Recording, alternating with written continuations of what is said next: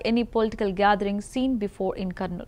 According to Andhra Pradesh Minister Adi Narayana Reddy, over 14 lakh people from 14 districts are expected to attend the rally, with extensive arrangements made for transportation, food, water and medical support. He emphasized that GST 2.0 reforms have empowered citizens and businesses to invest freely in property and goods, boosting economic activity across Andhra Pradesh. The Prime Minister will be joined by Chief Minister Chandrababu Naidu, and both leaders will address the crowd at 2:30 p.m. Reddy also highlighted Modi's inauguration of multiple development centers in the region, asserting that the initiatives will transform Kurnool from a region of stones and sand into a hub of prosperity. He stressed the need for job creation, infrastructure development and water projects like Andhra, Nepal and Jalera Nagar, which are already helping irrigate vast areas. Reddy expressed confidence that within 2 to 3 years, Rayalaseema will evolve into a thriving region with employment opportunities and agricultural growth. అసలు కూటమి కార్యకర్తలు ప్రజలతో పాటు ప్రభుత్వం enter అయింది.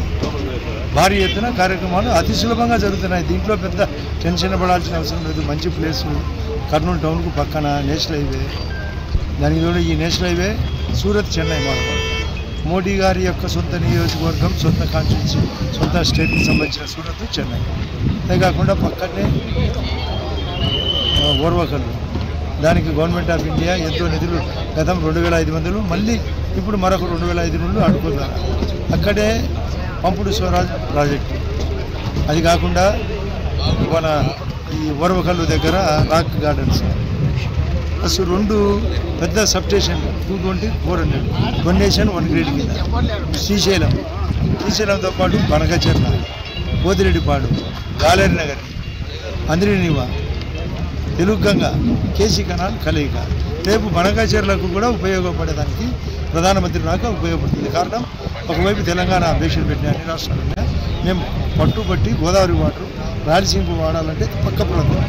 కాబట్టి వీటిని దృష్టిలో పెట్టుకొని 14,000 కోట్లు కొత్త ప్రాజెక్టులకు శంకుస్థాపన.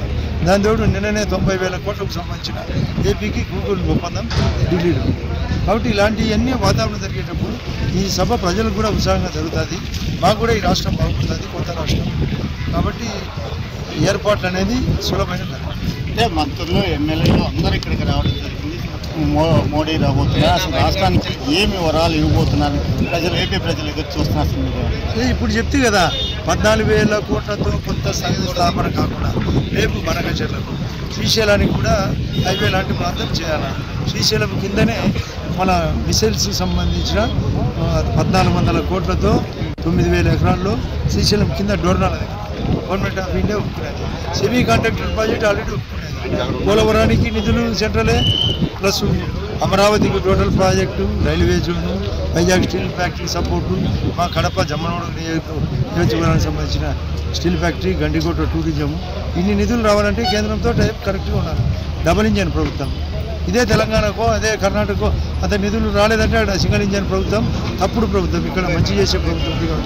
సూపర్ 6 ఒకవైపు 6 పథకాలు, ఆ సూపర్ హిట్, ఇది సూపర్ సక్సెస్. జిఎస్టీ దాదాపు ఈ రాష్ట్రానికి 8,000 తక్కువ వచ్చినాయి, కేంద్రానికి 2,50,000 తక్కువ వచ్చినాయి. కానీ ప్రజలు బాగుపడాలా, 1000 ఐటాలు 5%, ఒక స్మాల్ ఐటమ్స్ మాత్రమే 18%. ఇది సక్సెస్ చేసేదానికి చెప్పడానికి మిగతా ప్రాజెక్టు ఓపెన్కి వస్తుంది.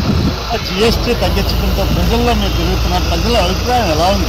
అసలు రొటీన్గా అందరికీ తెలిసిపోయింది, మరి ఈ ప్రభుత్వం బాగా చేస్తుంది. మాకు ఒక సంవత్సరానికి 15 నుంచి 20,000 రూపాయలు లబ్ధి జరగబోతుంది. బస్సులో ప్రయాణం సులభంగా ఉంది, తల్లికి వందనం బాగుంది, సెంట్రల్ గవర్నమెంట్ ఇచ్చిన మాతృవందనం బాగుంది. కాబట్టి అందరూ సాటిస్ఫైడ్. రేపు పక్కనే ఉంది డ్రిల్ హౌస్, వాటి క్లియర్ చేసి ఇవ్వబోతున్నాం. ఎన్టీఆర్ హౌసింగ్ ఇవ్వబోతున్నాం, కరెంటు ఉత్పత్తి చేయబోతున్నాం, కొత్త లైన్స్ ఏర్పాటు చేస్తున్నాం, జలజీవన్ మిషన్ రాబోతుంది, అమృత్ పథకం టౌన్కు రాబోతుంది. కాబట్టి అన్ని ఏర్పాట్లు కొత్త కోణంలో రేపు రాబోయే 4 ఏళ్లలో ఎలక్షన్ జరిగే లోపల ఈ కూటమి మరింత బలపడి పెరిగి మేము అంతరిక్ష స్థాయికి పోయే పరిస్థితి వచ్చింది. వైఎస్ఆర్ పార్టీ తరిగి అంతరించిపోయే పరిస్థితి వచ్చింది. అసలు కూటమి కార్యకర్తలు ప్రజలతో పాటు ప్రభుత్వం ఎంటర్ అయింది. భారీ ఎత్తున కార్యక్రమాలు అతి సులభంగా జరుగుతున్నాయి. దీంట్లో పెద్ద టెన్షన్ పడాల్సిన అవసరం లేదు.